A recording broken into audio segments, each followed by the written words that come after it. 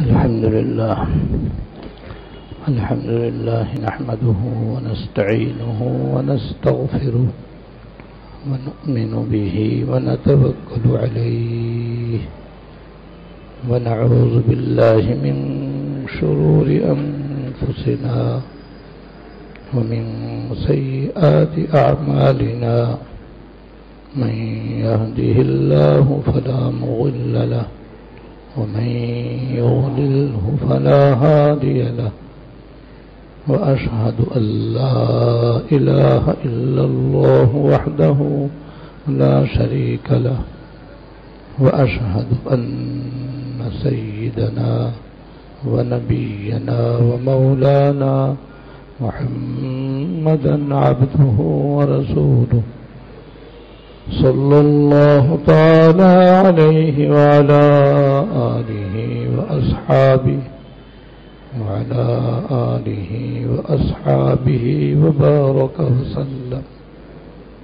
وبارك وسلم تسليما كثيرا أما بعد فأعوذ بالله من الشيطان الرجيم بسم الله الرحمن الرحيم سبحان الذي أسرى بعبده ليلا من المسجد الحرام إلى المسجد الأقصى صدق الله العظيم. میرے قابل احترام بزرگوں، آج میں آپ کی خدمت میں انشاءاللہ تعالی معراج میں سرکار دو عالم صلی اللہ علیہ وسلم نے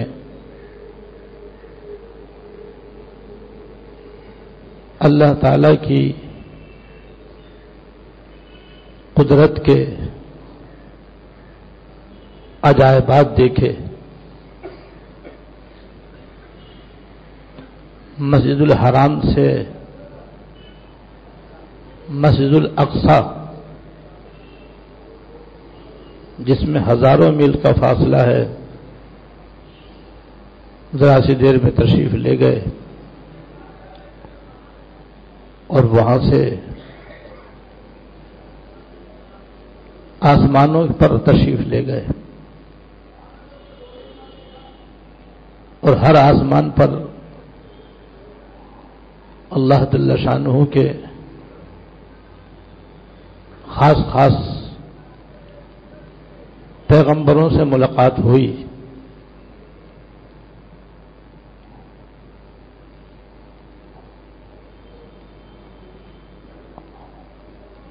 سدرۃ المنتہا پر آپ تشریف لے گئے، پھر اس سے بھی آگے اللہ جل شانہ کی بارگاہ میں حاضر ہوئے، اللہ جل شانہ کی زیارت سے مشرف ہوئے. اللہ تعالیٰ کی بارگاہ میں آپ نے اپنی درخواستیں پیش کی، اللہ پاک نے انہیں قبول فرمایا اور مزید قسم قسم کی عنایتیں اور مہربانیاں فرمائیں. یہ ایک سچا اور پیارا واقعہ ہے اور انتہائی ایمان افروز واقعہ ہے. اس کے کچھ حصے آج بیان کرنا چاہتا ہوں، جس میں ہمارے لیے بڑا سبق ہے، ہمارے لیے بڑی نصیحت اور درس ہے.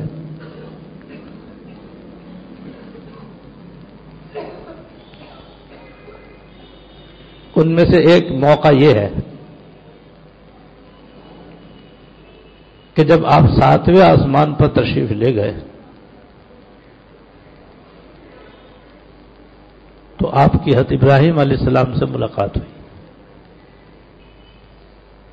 جو بیت المعمور سے کمر لگائے بیٹھے ہوئے تھے۔ اب یہ سمجھیں کہ بیت المعمور کسے کہتے ہیں؟ بیت المعمور 7ویں آسمان پر خانہ کعبہ ہے، جیسے مکہ مکرمہ میں مسجد الحرام کے مطاف کے بیچوں بیچ خانہ کعبہ ہے، بالکل اس کی سیدھ میں 7ویں آسمان پر بھی خانہ کعبہ ہے، جس کو بیت المعمور کہتے ہیں۔ 7ویں زمین سے لے کر 7ویں آسمان تک خانہ کعبہ کی سیدھ میں یہ سب خانہ کعبہ ہے، اور ہر آسمان اور ہر زمین میں اگر اللہ کی کوئی مخلوق ہے اور اس کو خانہ کعبہ کی طرف رخ کر کے عبادت کرنے کا حکم ہے تو یہ حکم 7ویں زمین کے نیچے سے 7ویں آسمان کے اوپر تک ہے۔ اس لیے ہمیں اور آپ کو ہوائی جہاز میں بھی یہ حکم ہے کہ خانہ کعبہ کی طرف رخ کر کے نماز پڑھو، اور زمین کے نیچے چلے جاؤ، جیسے سمندر میں آدمی ہزاروں میل نیچے بھی جا سکتا ہے، ایسی آپ دوزیں تیار ہیں، ورنہ ہو جائیں گی۔ تو وہاں بھی نماز پڑھنے کا حکم ہے، تو حکم یہ ہے کہ خانہ کعبہ کی طرف رخ کرو۔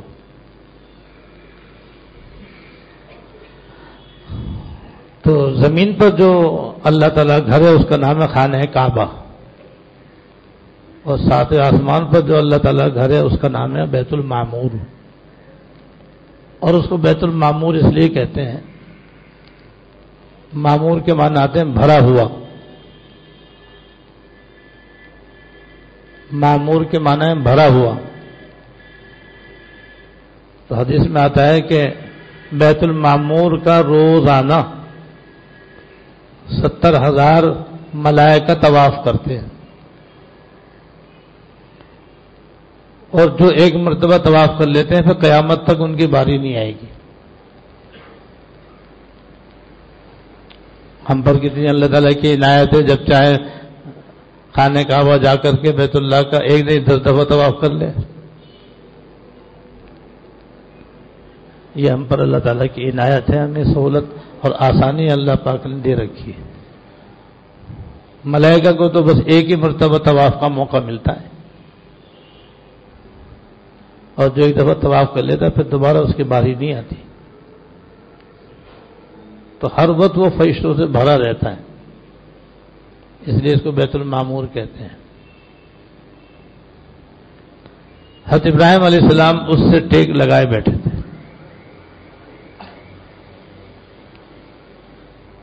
جس سے یہ مسئلہ معلوم ہوا کہ خانہ کعبہ کے کوئی ٹیک لگا کر بیٹھنا چاہے، پشت کر کے بیٹھنا چاہے تو گنجائش ہے، اگرچہ بہتر یہ ہے کہ خانہ کعبہ کی طرف پشت نہ کرے اور اپنے پشت کی طرف سے اس کے ٹیک نہ لگائے، لیکن لگا لے تو گنجائش ہے۔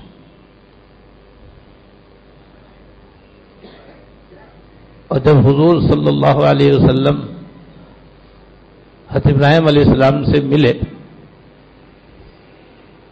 حضرت ابراہیم علیہ السلام بڑے خوش ہوئے، آپ کو مبارکباد بھی دی، اور ساتھ ساتھ آپ کے ذریعے آپ کی امت کو سلام بھیجا۔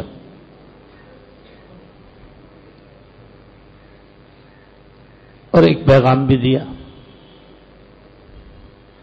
لہذا ہمیں سلام کا جواب بھی دینا چاہیے اور ان کے پیغام پر عمل کرنا چاہیے۔ سلام کا جواب تو سیدھا سادہ ہے، وعلیکم السلام ورحمۃ اللہ وبرکاتہ، ہم سب کو کہہ لینا چاہیے، کیونکہ ہم سب کو انہوں نے سلام بھیجا ہے، اور تو قیامت تک آنے والی پوری امت کو ان کی طرف سے سلام آیا ہے۔ لوگ یہ واقعہ تو سن لیتے سنا لیتے ہیں، لیکن سلام کا جواب نہیں دیتے۔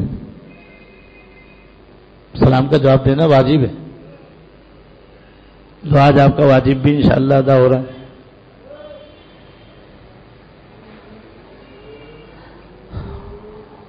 اور پیغام یہ دیا کہ میری طرف سے اپنی امت سے کہہ دینا کہ جنت اصل میں ٹٹیل میدان ہے،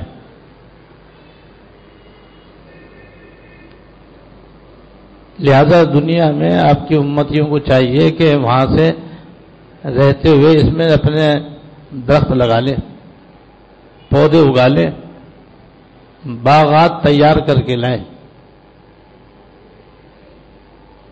اور فرمایا جنت کے درخت جو ہیں اور پودے سبحان اللہ، الحمدللہ، اللہ اکبر، لا الہ الا اللہ ہے، ان کے پڑھنے سے جنت میں باغات لگتے ہیں۔ ایک دفعہ سبحان اللہ کہے تو اللہ تعالیٰ ایک جنت میں درخت لگا دیتے ہیں، اور دوسرے حدیث میں اس کی اور تشریح ہے، اور اس کا تعلق بھی معراج کے واقعے سے، جہاں آپ ساتوں آسمان پر تشریف لے گئے، جنت کی بھی آپ نے سیر فرمائی۔ تو جنت میں سیر کرنے کے دوران آپ نے اپنا ایک حال ایک حدیث میں بیان فرمایا کہ جنت میں ایک جگہ سے گزر رہا تھا تو میں نے دیکھا کہ فرشتے محل جنت میں محل تیار کر رہے ہیں۔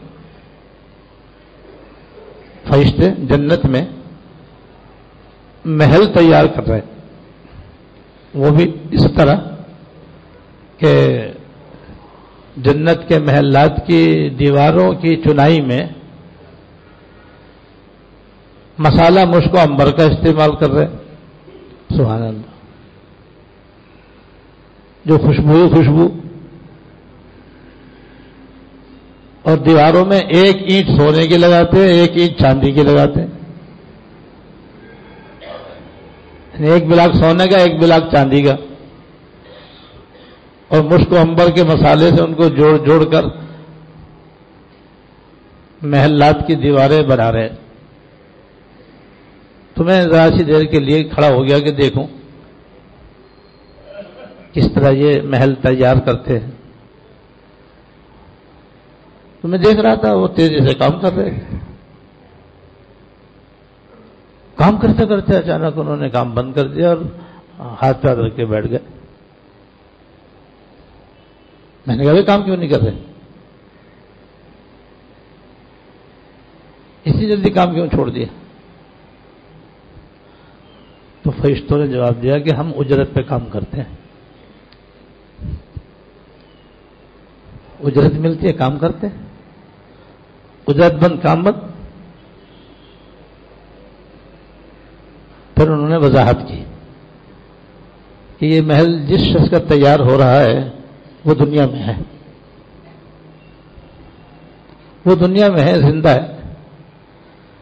جب اس کی زبان اللہ کے ذکر سے ہلتی ہے، آیا ہے، وہ سبحان اللہ سبحان اللہ سبحان اللہ سبحان اللہ کہتا ہے، الحمدللہ الحمدللہ الحمدللہ الحمدللہ کہتا ہے، اللہ اللہ کہتا ہے، ہم یہاں کام شروع کر دیتے ہیں، کیونکہ ہمارے پاس پیسے آ رہے ہیں، اجرت آ رہی ہے ہمارے پاس۔ جب تک وہ اللہ کا ذکر کرتا رہتا ہم یہاں کام کرتے رہتے ہیں۔ اب اس نے ذکر چھوڑ دیا تو ہم نے بھی کام چھوڑ دیا کہ بھئی اجرت ملے گی تو کریں گے، مفت میں کریں گے کیا؟ یہ دیکھو حضرت ابراہیم علیہ السلام کی بات کی وضاحت ہو گئی اس کے اندر۔ تو اس لیے حضرت نے پیغام دیا کہ بھائی یہاں پہ مکانات بھی تمہیں چاہیے، باغات بھی تمہیں چاہیے، نہریں بھی تمہیں چاہیے، دنیا میں جو تم نے جنت کی سن رکھی ہیں وہ نیک عمل کی بدولت ملتی ہیں۔ یا تم میرا پیغام پہنچا دو کہ کچھ آ کر اپنے گھر کو آباد پانا ہے تو کر کے آنا ہے۔ وہ یہ ہے کہ بھئی آپ اپنی زبان پہ اللہ اللہ رکھو، لا الہ الا اللہ رکھو، سبحان اللہ، الحمدللہ، اللہ اکبر، لا الہ الا اللہ، جتنی بھی اذکار ہیں بس یہ زبان ان سے حرکت کرنی چاہیے، ان سے ہلتے رہنی چاہیے. جتنے یہاں ذکر کریں گے اتنے وہاں درخت لگیں گے، اتنے پھولدار پودے لگیں گے، اتنے باغات تیار ہوں گے، محلات تیار ہوں گے. تو یہ پیغام ہے بھائی حضرت ابراہیم علیہ السلام کا. لہذا اس پیغام کو ہم یاد رکھیں. یہ انہوں نے عذرائے شفقت حضور کے طفیل ہمارے پاس بھیجا ہے، کیونکہ وہ تو جنت میں ہی، انہوں نے تو جنت دیکھی. تو جو شفیق ہوتا ہے وہ خیر خواہی میں اصل بات بتلا دیتا ہے. تو جیسے حضور ہم پر مہربان ہیں، وہ حضور کے جد امجد ہیں، اس لیے انہوں نے حضرت حضور کو بتلا دیا کہ بھئی اپنی امت سے یہ بتا دینا کہ جنت جو ہے وہ چٹیل میدان کی طرح ہے، لہذا اس کو آباد کر کے لائے. آباد کرنے کے بعد یہاں آئے، یہاں آ کر آباد نہیں ہوگی، وہیں سے آباد کرنی ہوگی.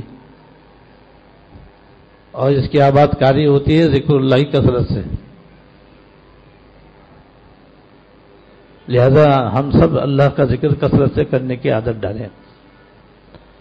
ہر نماز کے بعد بھی تسبیح فاطمی پڑھا کریں، صبح شام کی بھی تسبیحات، 4 تسبیحات میں بتایا کرتا ہوں، استغفار کی، درود شریف کی، سبحان اللہ و بحمدہ، سبحان اللہ العظیم کی، اور تیسرے کلمے کی پابندی کریں. ساری زندگی پابندی رکھیں اس کی. اور چلتے پھرتے چاہے لا الہ الا اللہ یہ افضل الذکر ہے. افضل الذکر اس لیے بتا دوں آپ، جتنے بھی اللہ تعالیٰ کو یاد کرنے والے کلمات ہیں، جن سے بندہ اللہ تعالیٰ کو یاد کرتا ہے اور اللہ تعالیٰ ان کلمات سے راضی اور خوش ہوتے ہیں، وہ 4 کلمے ہیں. سبحان اللہ، الحمدللہ، اللہ اکبر، لا الہ الا اللہ. یہ سارے کلمات کا سردار ہے، حدیث میں ہے یہ. اور یہ چاروں کلمات کا خلاصہ سبحان اللہ و بحمدہ سبحان اللہ العظیم کے اندر ہے. اور سبحان اللہ و بحمدہ سبحان اللہ العظیم سارا خلاصہ لا الہ الا اللہ کے اندر ہے. اور لا الہ الا اللہ خلاصہ لفظ اللہ کے اندر ہے. کیونکہ اصل چیز تو اللہ تعالیٰ کی ذات اقدس ہے، جس سے بھی ان کو یاد کرو بس وہی سب کچھ ہے. ایک شاعر نے شعر کہا ہے کہ داستان حسن جب پھیلی تو لامحدود تھی. داستان حسن جب پھیلی تو لامحدود تھی، اور جب سمٹی تو تیرا نام ہو کر رہ گئی. آیا اصل تو اللہ پاک کی ذات اقدس ہے. یہ سب انہی کی عنایات ہیں، ان کے الطاف ہیں، ان کی مہربانیاں ہیں، ان کے کرم نوازیاں ہیں ان کی. تو بس جب سب کچھ وہی ہے اور ہم انہی کے ہیں، وہ ہمارے ہیں، تو پھر ان کو کیوں نہ ہم یاد کریں. لہذا جہاں بھی رہیں مگر ان کی یاد میں رہیں. بس اے عشق کہیں لے چل، یہ دیر و حرم چھوڑے، ان دونوں مکانوں میں جھگڑا نظر آتا ہے. تو یہ پیغام ہے حضرت ابراہیم علیہ السلام کا. یہ ایک تو بات یہ بتانی تھی آپ کو.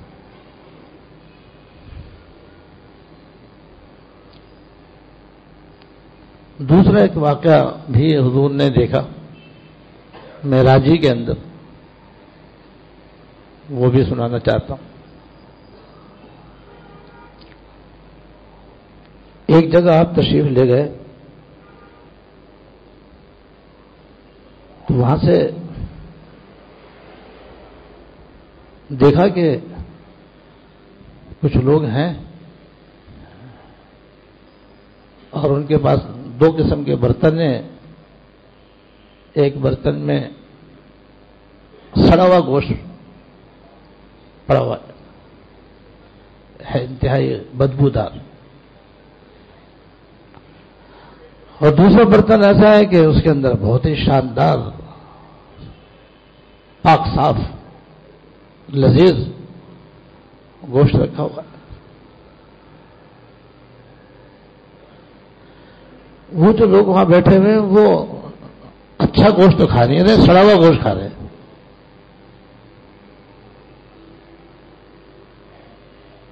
تو تو حضور فرماتے میں نے جبرائیل امین سے پوچھا یہ کیا ماجرا ہے، یہ کیا قصہ ہے؟ اچھا خاصا سالن موجود ہے، پاک صاف حلال طیب عمدہ اور لذیذ، اس کے ہاتھ نہیں لگا رہے اور یہ سڑا ہوا گوشت کھا رہے، کیوں کھا رہے ہیں؟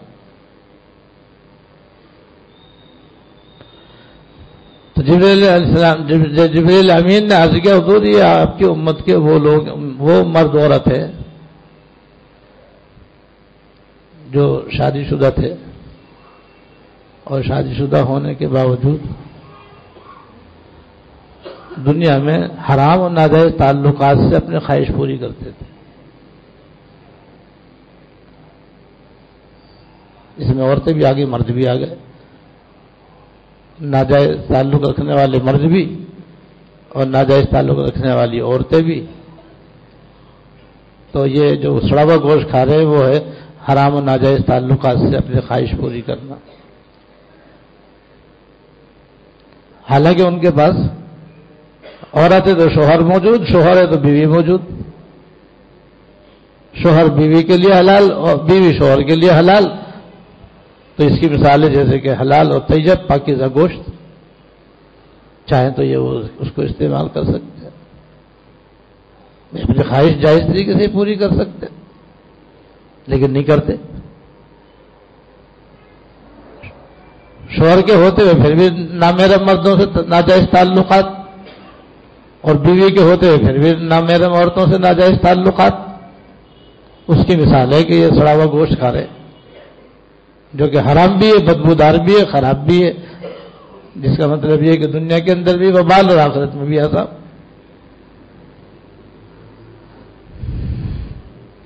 تو یہ گناہ آج بہت زیادہ ہے، اخبارات میں بھی، رسائل میں بھی، ٹی وی کے اندر بھی اور کیبل کے اندر بھی اور فیس بک میں بھی اور یہاں تک کہ موبائل میں بھی، ہر جگہ نامحرم مردوں نامحرم عورتیں بدنگاہی کے گناہ میں مبتلا ہیں. اور بدنگاہی کے اندر مبتلا ہونے کے بعد پھر آگے ہی بڑھتے ہیں، آگے بڑھ کر کے پھر ایک دوسرے سے ملاقات بھی ہوتی ہے، ایک دوسرے سے باتیں بھی ہوتی ہیں. یہ سب گناہ در گناہ، یہ ہے ناجائز تعلق قائم کرنا.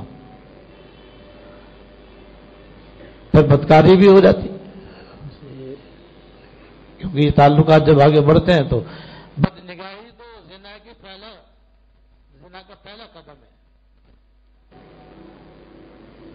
پھر دیکھتے ہیں، پھر بات کرتے ہیں، پھر ملتے ہیں، پھر چلتے ہیں، پھر آگے جو ہونا ہوتا ہے وہ ہوتا ہے. اور یہ اللہ بچائے ناجائز تعلق جو اصل ہے وہ اتنا خطرناک حدیث میں آتا ہے کہ جب کوئی مرد عورت بدکاری کر رہے ہوتے ہیں تو ان کا ایمان باہر نکل جاتا ہے. جیسے آدمی بیٹھا اور اوپر بادل ہو تو بادل اوپر ہوتا ہے، آدمی اس کے نیچے ہوتا ہے. ایسے ایمان بادل کی طرح باہر نکل چکا ہوتا ہے. وہ بدکاری کر رہے ہوتے ہیں، اب ایمان ان کا باہر ہوتا ہے.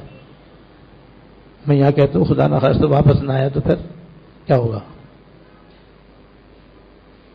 اگر انہوں نے اس کو حلال سمجھ لیا تو گیا ایمان. ایمان جب تک ہی ہے، جب تک کہ اسے حرام کو حرام ہی سمجھتے رہیں اور گناہ کو گناہ سمجھتے رہیں. تو آج ان حالات نے ہمارے معاشرے کے اندر، ہمارے گھروں کے اندر، ہمارے بچوں کے اندر، ہماری بچوں کے اندر اس حرام تعلق کو بہت زیادہ عام کر دیا ہے. اس لیے ہم سب کو توجہ دینے کی ضرورت ہے. آپ اپنی آنکھوں سے اس کا انجام دیکھ کے آئے. اسی لیے ہمارے اعمال کے اندر اثر نہیں ہے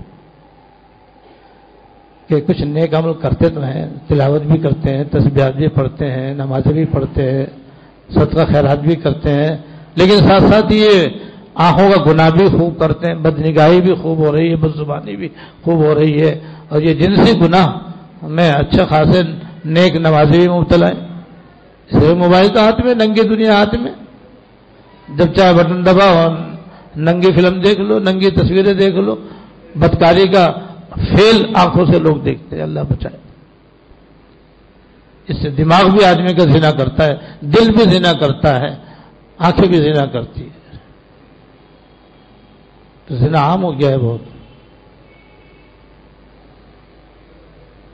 اس لیے بھائی یہ حضور نے اپنی آنکھوں سے انجام دیکھا ہے. اس کے علاوہ اور بھی آپ نے ایک عذاب دیکھا کہ بعض عورتیں اپنے پستانوں کے ساتھ لٹکی ہوئی ہیں جہنم میں.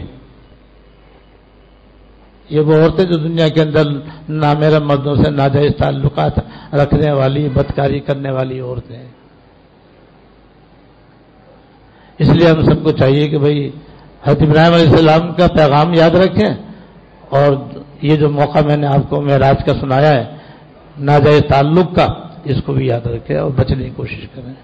اللہ تعالی ہم سب کو توفیق عطا فرمائے. وآخر دعوانا